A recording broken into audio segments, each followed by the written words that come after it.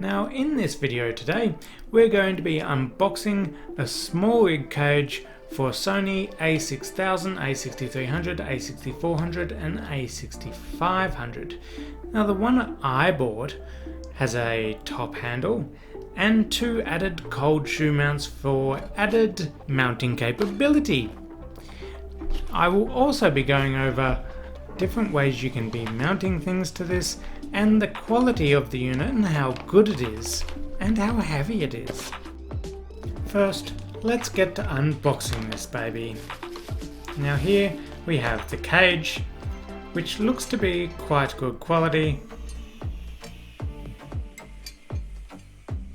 And here we have the added top handle that I decided to get because I think it'll be good for particularly those times where I need a little bit of a Steadicam. Even though I already have a Steadicam, if I don't want to bring a Steadicam with me, it'll be good to just whack on top and get steadier shots. And these are the added cold shoe mounts that I got. Always good to have to add a bit more to the rig. Now the first thing I decided to do was actually mount the camera to the cage, because then you get an idea of weight and where you want everything and where the buttons are. So now we're just tightening it up, and once it's tight it is quite firm, but it does move around a little bit. You have access to your battery and everything quite easily. So you can take out all your battery and your SD card, which is really good. And you've also got added protection. And look at all those mounts where you can just mount stuff everywhere. There's so much you can do with one of these. And you can access all the buttons still. And you can get to your side flap.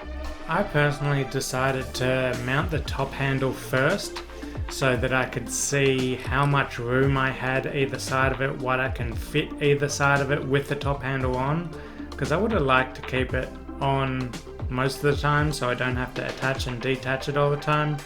If I kept the top handle on, I'd have to mount it like this, but then the light, which is actually quite heavy, is quite far up, and so it gets a bit top heavy. So I actually decided to take it off and mount it a different way, but that's a great thing with this cage. You can mount it however you like. Now this is a more simple setup without the top handle, with everything still mounted on it, but not as top heavy. Center of gravity is a bit lower. I also used my second SmallRig cold shoe mount to add a phone mount. But no, not putting a phone in there. I actually put a power bank, because if you have one of these, you'll know that battery life is not particularly good. So adding a 10,000 milliamp hour battery to the side of this thing is a must, especially when you're on the go. And it doesn't really make it bigger, does it? It's made it a little bit wider, but it's still pretty good. And I'm pretty happy with this.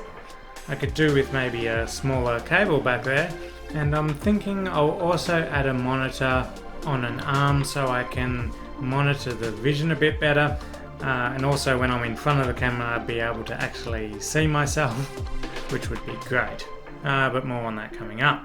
Overall, I'm actually quite happy with it. The quality is really good. Obviously the camera is a little bit heavier, but in saying that, I think the benefits outweigh it. Especially for me doing videography, I mean, I really need more than one thing on top of the camera, and this adds many possibilities.